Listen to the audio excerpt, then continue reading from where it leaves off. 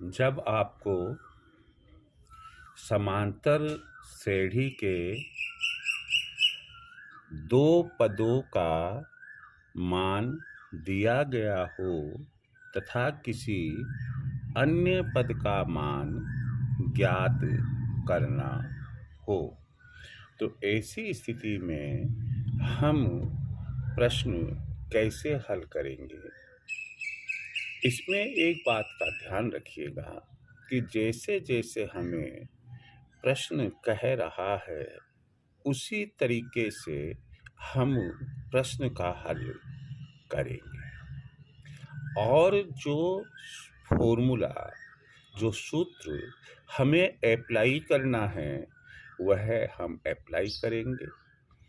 आप ये सोचें कि मैं मौखिक में ये सवाल कर दूंगा, ओरल कर दूंगा, तो यह संभव शायद नहीं हो पाए जब तक कि आपकी बहुत ही अच्छी प्रैक्टिस नहीं हो। मैं यहाँ आपको कुछ सवाल इस प्रकार के प्रैक्टिस के लिए करवा रहा हूँ। पहला क्वेश्चन है अपना कि किसी समांतर श्रेणी के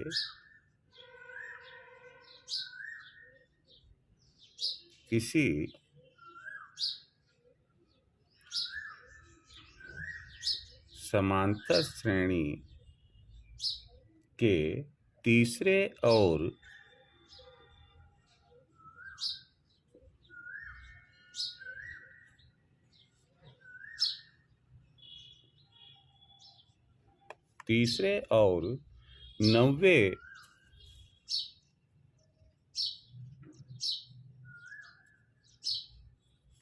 नौवे पद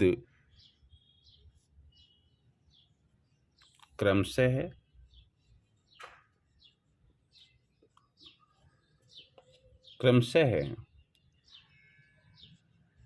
4 और -8 हो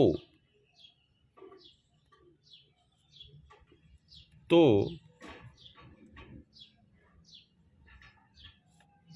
इसका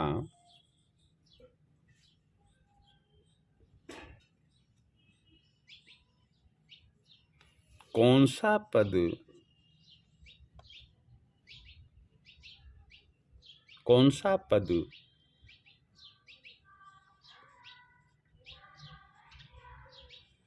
शून्य होगा?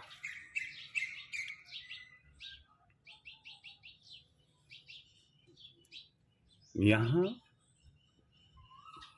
हमें तीसरे और 90 पदों का मान क्रमशः 4 और -8 दिया गया है। हम इसका आंसर करेंगे। हम जानते हैं कि क्या लिखेंगे? हम जानते हैं कि an equal to a plus n-1 d होता है। अब इसमें तीसरा पद प्रश्नानुसार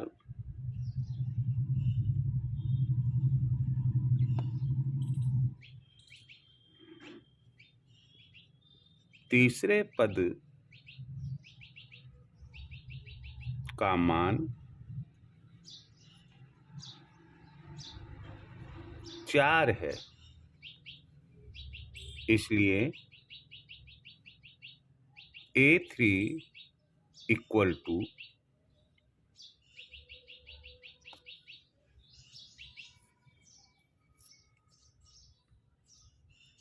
ए प्लस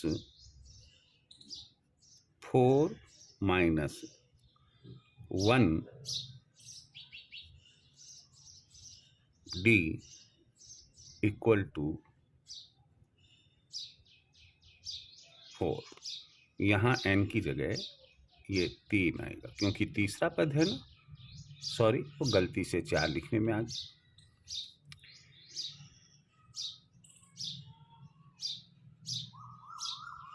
अथवा a plus 2d is equal to 4, ये अपना इक्वेशन नंबर 1 हो गया, समीकरण नंबर 1 हो गया। इसी प्रकार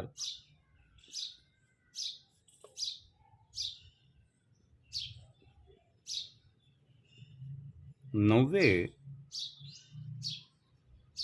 पद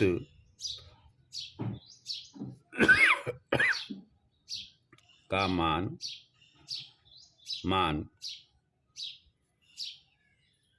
-8 है,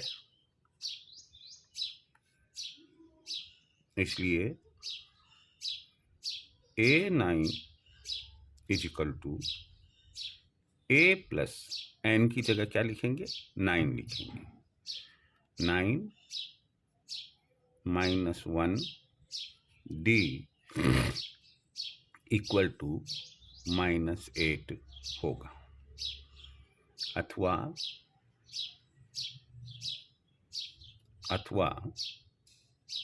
A plus 8d is equal to -8, समीकरण नंबर 2। हमने देखा इसमें भी a है, इसमें भी a है, तो यहाँ हमने लिखा समीकरण 1 में से समीकरण 2 को घटाने पर, तो समीकरण 1 है अपना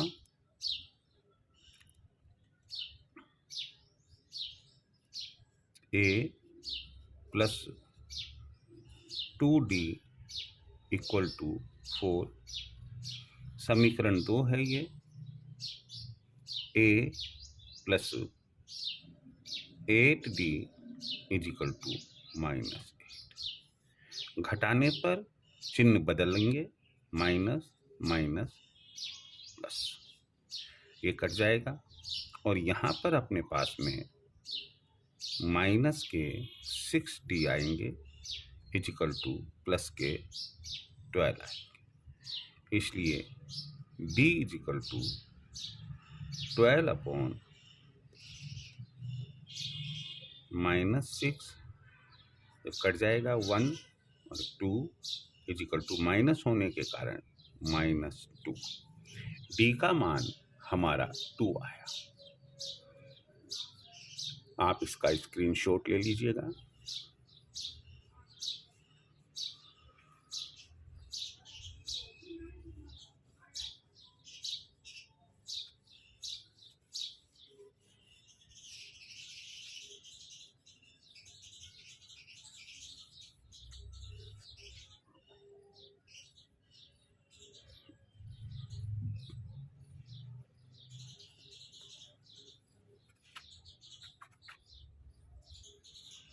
अब आगे हम करेंगे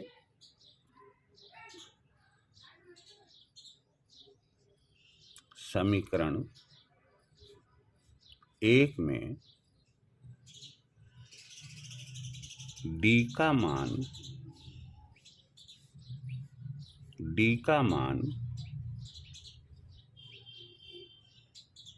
रखने पर, तो हमारा समीकरण 1 जो है वो है a plus 2d is equal to 4। इसमें हमने d का मान रखा, इसलिए A plus 2 into -2 is equal to 4, अथवा ए प्लस, यहाँ माइनस आ जाएगा, -2 इंटू 2 4 इज इक्वल टू 4, अथवा ए इज इक्वल टू 4, ये -4 राइट हैंड साइड में जाएगा, +4 हो जाएगा, इसलिए ए इज इक्वल टू 8। तो इस प्रकार हमने देखा कि डी का मान -2 और ए का मान हमारे पास में 8 आया।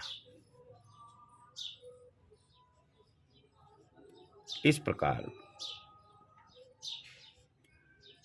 ए बराबर 8 तथा डी बराबर -2 होने पर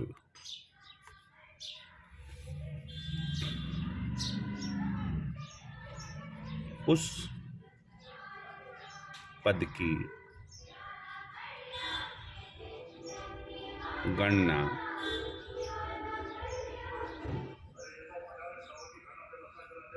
जिसका मान कितना बताया था, 0। तो अब हमें जो क्वेश्चन में दिया गया कि यदि तीसरे और 90 पद का मान क्रमशः 4 और -8 हो तो बताओ कि वह कौन सा पद होगा जिसका मान 0 होगा। इसके लिए पहले हमें ए और डी के मान ज्ञात करने थे, हमने कर लिए। अब वापस वही फॉर्मूला लिखिए।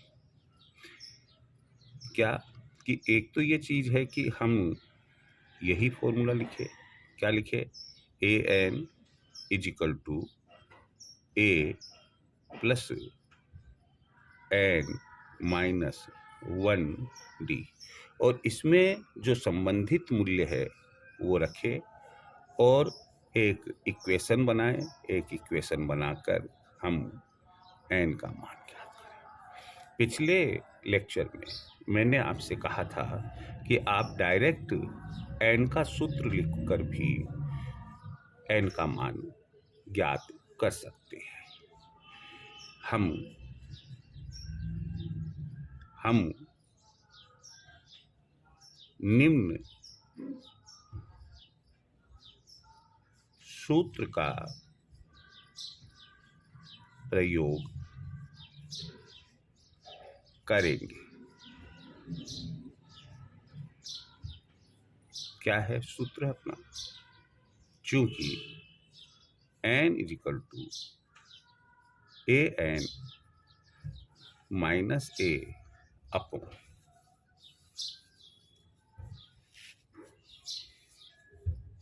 डी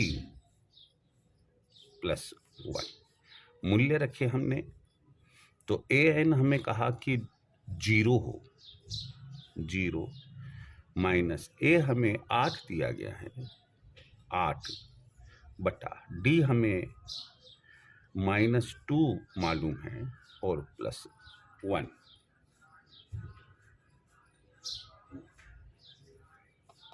इसे सरल करने पर -8 अपॉन -2 +1, माइनस माइनस प्लस, 2 एकम 2, 2 चौके 8। तो इस तरीके से 4 + 1 इज इक्वल टू 5 आता है हमारी जो अंतिम लाइन होगी। अतः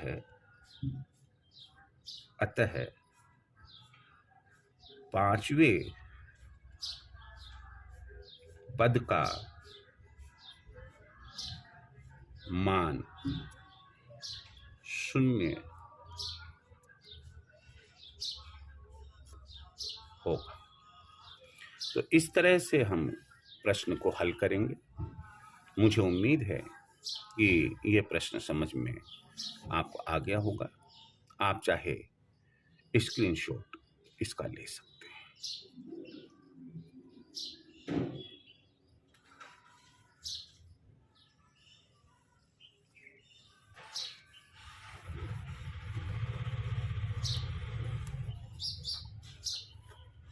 अगला प्रश्न है,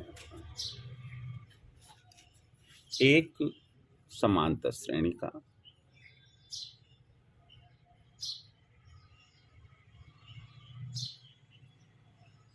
एक समांतर श्रेणी का तीसरा पद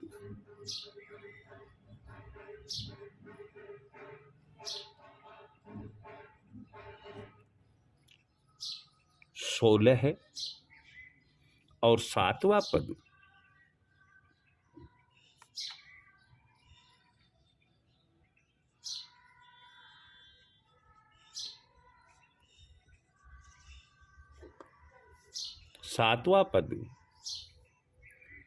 5वें पद से 12 अधिक है। 5वें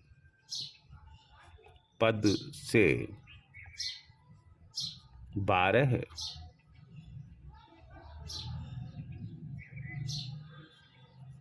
अधिक है।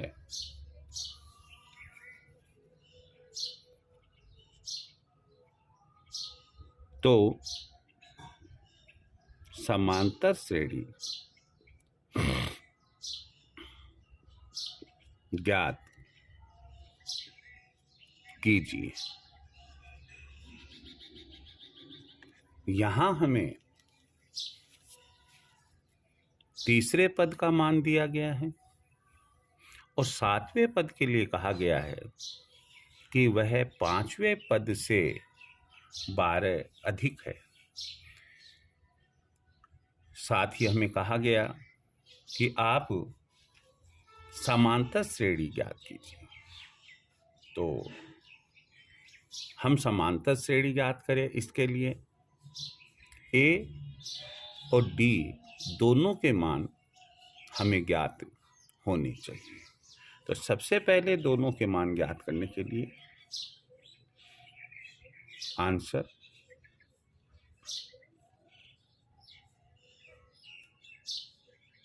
सबसे पहले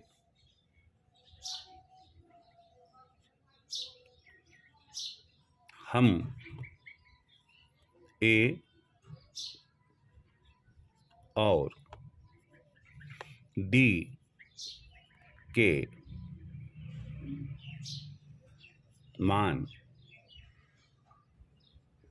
ज्ञात करेंगे। तो सबसे पहले हम ए और डी के मान ज्ञात करेंगे। दी गई सूचना के अनुसार तीसरा पद 16 है, तो हम लिख सकते हैं प्रश्नानुसार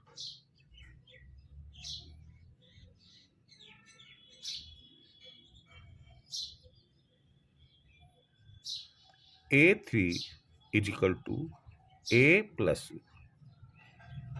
3 माइनस 1 इजिकल टू 16। इसे हमने सरल किया, अथवा A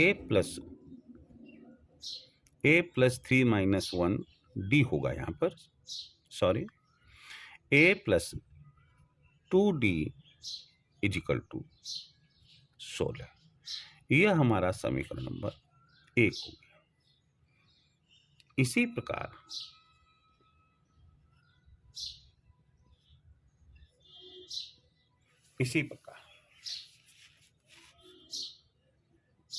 चूंकि सातवां पद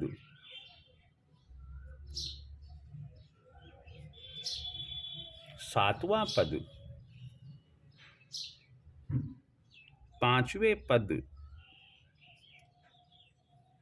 से 12 अधिक है,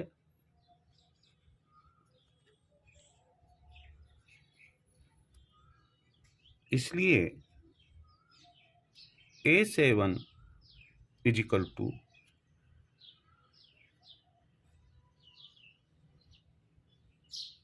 A5। A5 का मतलब होता है 5वां पद प्लस 12। पहले हम ऐसे लिखें, अथवा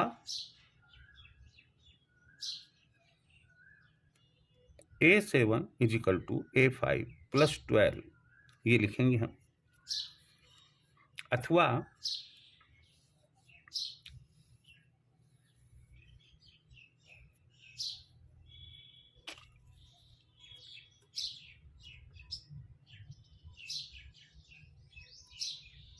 A प्लस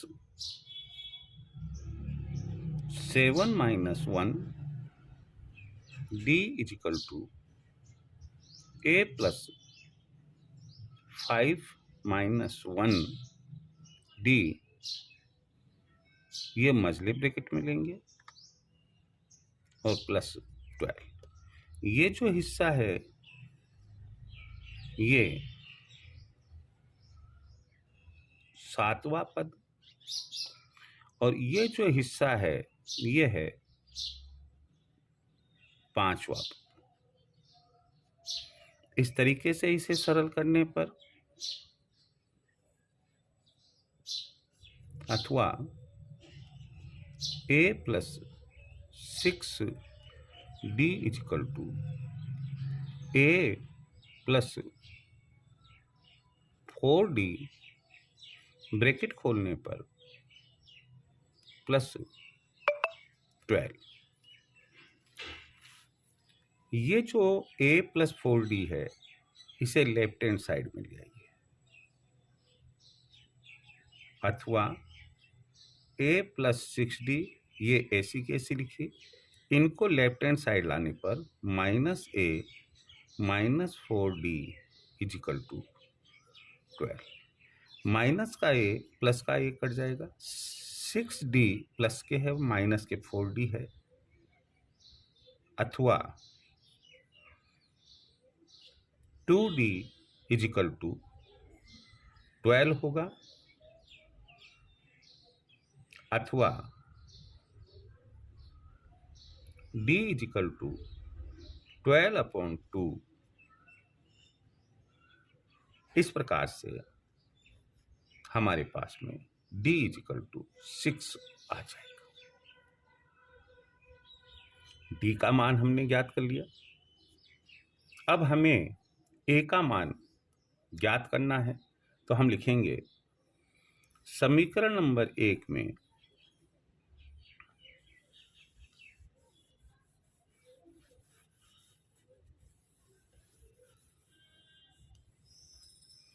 समीकरण नंबर 1 में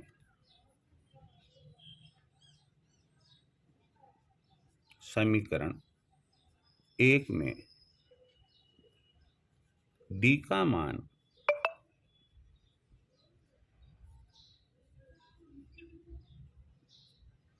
रखने पर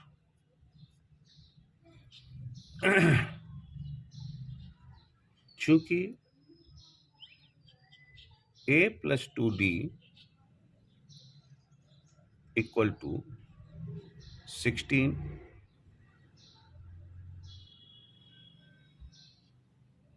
इसलिए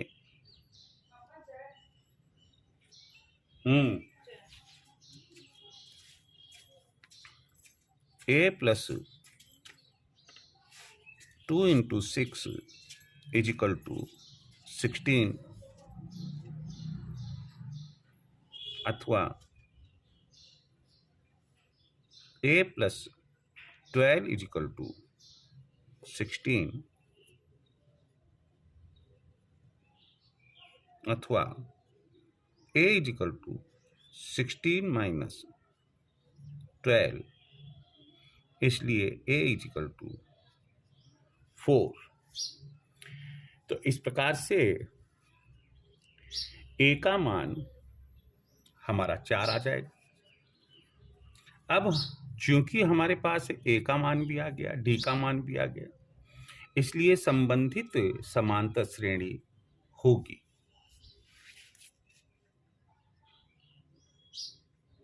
अतः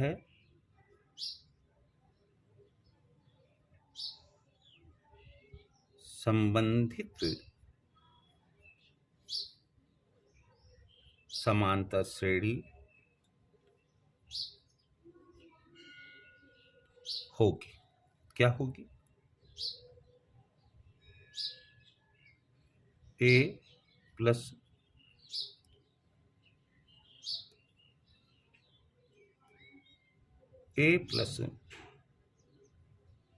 डी, यहाँ ए कोमा डी कोमा, या हम प्लस भी लिख सकते हैं,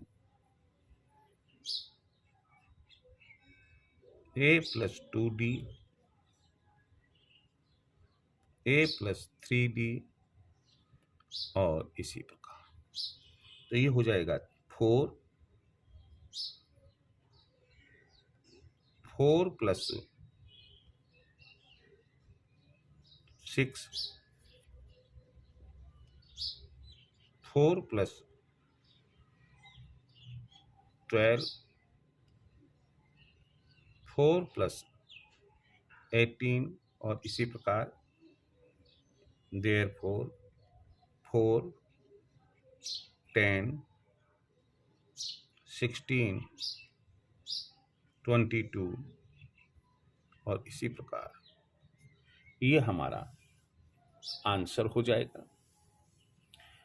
आप ध्यान से देख लीजिएगा। आपको अगर अपनी कोई क्वेरी हो, आप जरूर पूछिएगा। हम आज के इस लेक्चर का तीसरा क्वेश्चन ले रहे हैं। 3 अंकों वाली कितनी संख्याएं 7 से विभाज्य है? बच्चों, जब हम मैथ्स करें उस समय केवल और केवल आपका ध्यान मैथ्स के जो प्रश्न होते हैं उसी की तरफ रहना चाहिए। प्रश्न को कम से कम 2 या अधिक बार पढ़ना चाहिए। हमें कहा गया है इसमें 3 अंकों वाली कितनी संख्याएं 7 से विभाज्य है। तो पहली बात ये हो गई, संख्या 3 अंकों की होनी चाहिए।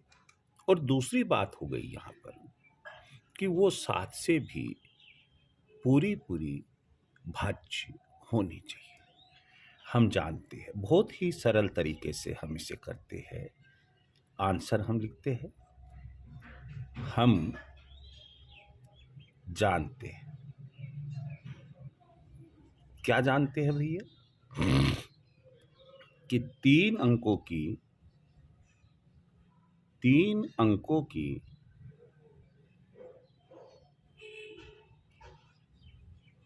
सबसे छोटी संख्या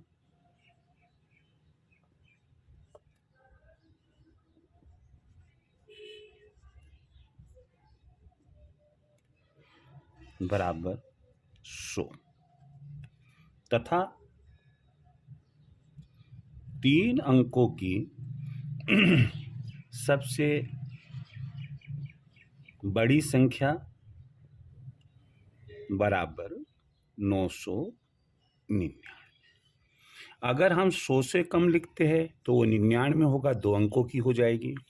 अगर 999 से ज़्यादा लिखते हैं, अगर एक भी ज़्यादा लिखते हैं तो वो 1000 यानी कि 4 अंकों की हो जाएगी।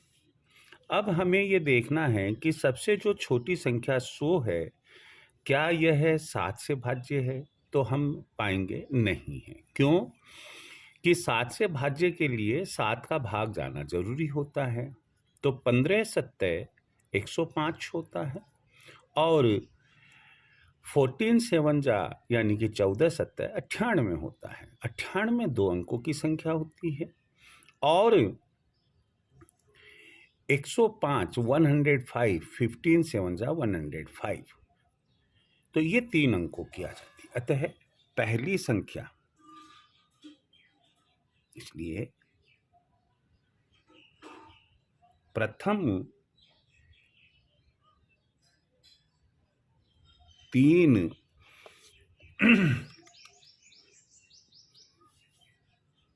अंकों की संख्या जो 7 से भाज्य है इजिकल टू 105। फिर हमसे कहा गया कि कितनी संख्या होगी, तो इसका मतलब अंतिम संख्या भी लेनी है हमें 3 अंकों की, जो बड़ी से बड़ी हो और 7 से भाज्य हो।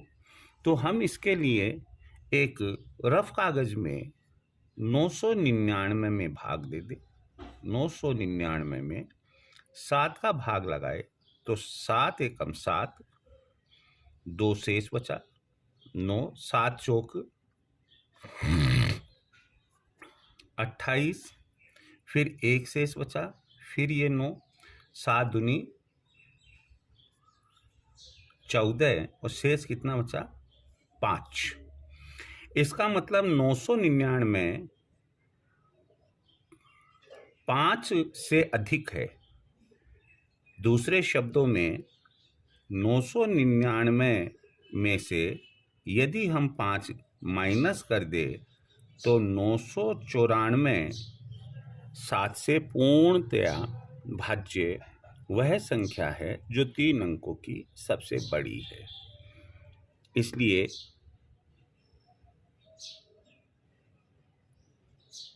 अंतिम 3 अंकों की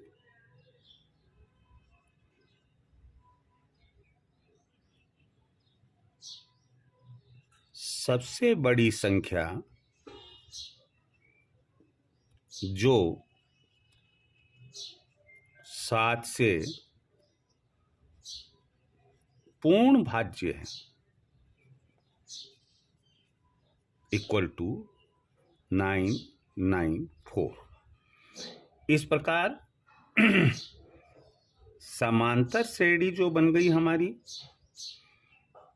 वो बन गई। पहली संख्या हमारी क्या आई 105, 7 का अंतर है 112, 119 और अंतिम संख्या जो है हमारी, अंतिम पद है जो हमारा, वो है 994।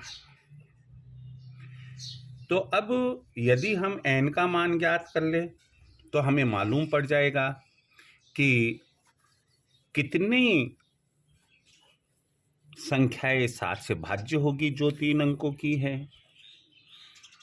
तो यहां हमने क्या पाया, यहां a 105, d 7, an 994, ये an। हमें ज्ञात क्या करना है n, और n का फॉर्मूला हमने आपको बताया कि चूंकि n is equal to an minus a upon d plus 1 होता है।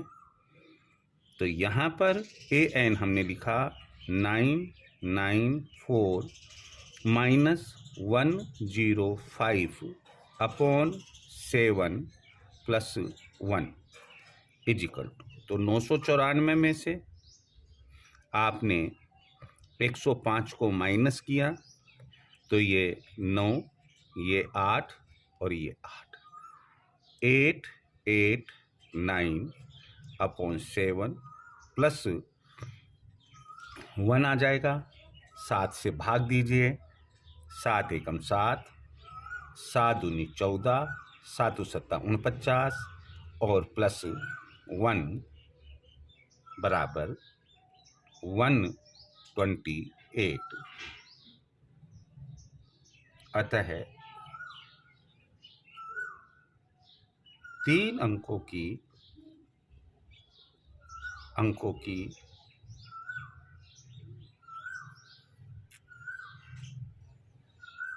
कुल संख्याएं 128 होगी जो 7 से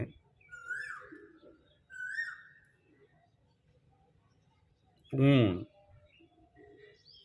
भाज्य है। यही आपका आंसर होगा। आप आराम से इसे देख लीजिएगा। कोई परेशानी हो आप कमेंट बॉक्स में जरूर लिखिएगा।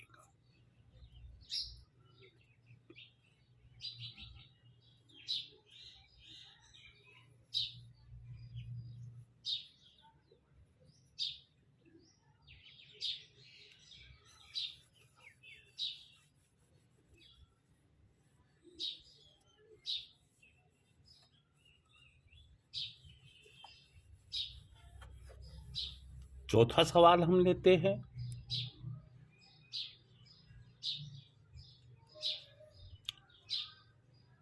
एक समांतर श्रेणी में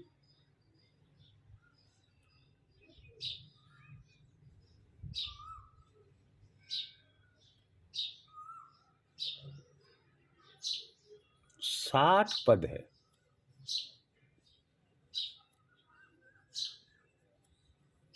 यदि उसका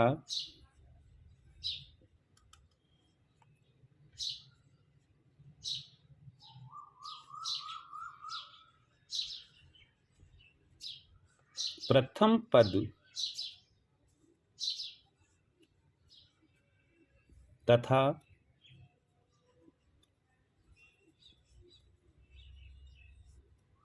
अंतिम पद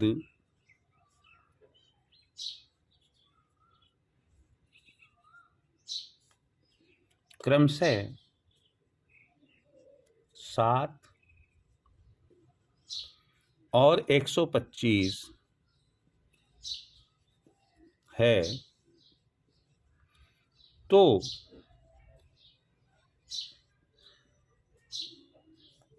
उसका 32वां पद ज्ञात कीजिए। यह हमारा क्वेश्चन है। हमें इसमें पहला पद 7 दिया गया और अंतिम पद चूंकि यहाँ पर कुल पदों की संख्या 60 है तो स्वाभाविक है कि अंतिम पद 60वां पद होगा। वह 125 दिया गया है तो हमारा आंसर होगा इसका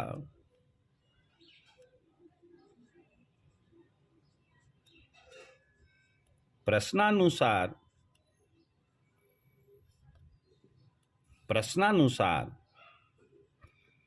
A = 7, A60 = 125,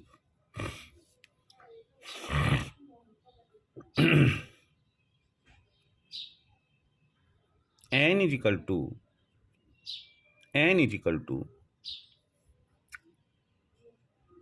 60, D = sign of interrogation. यदि हम D का मान ज्ञात कर लेंगे तो हमारे पास में A और D दोनों के मान होंगे और हम आराम से 32वें पद का मान ज्ञात कर सकते हैं। D का मान ज्ञात करने के लिए मैंने एक फॉर्मूला आपको बता रखा है कि चूंकि D = AN - A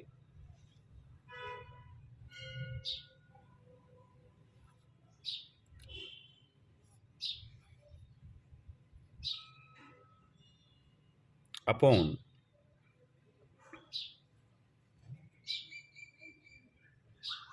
N-1। देखिए इसका क्या होता है। वैल्यूज रखने पर 125 -7 बटा 60 माइनस 1 बराबर 125 में से 7 गए तो 118 बटावा 59 काटा हमने 1 और ये 2 आया इजिकल टू 2। तो इसलिए डी का मान जो हुआ हमारा, डी का मान 2 हो गया। हमें 32वें पद का मान ज्ञात करना है। हम जानते हैं चूंकि A N is equal to A plus n minus 1 D होता है, इसलिए ए 32 इजिकल टू ए का मान 7 है प्लस n हमारा यहाँ 32 होगा माइनस 1 होगा, डी का मान 2 है is equal to 7 plus 31 into 2 is equal to 7 plus 62, इसको इससे मल्टीप्लाई किया इजिकल टू 69, इसलिए A32 अतः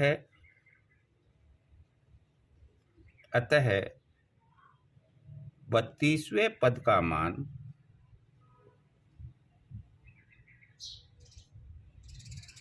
69 होगा। यह हमारा आंसर बन जाएगा। आपको अगर कोई दिक्कत हो आप कमेंट बॉक्स में लिखिएगा, आप इसका स्क्रीनशॉट ले लीजिएगा। Thank you.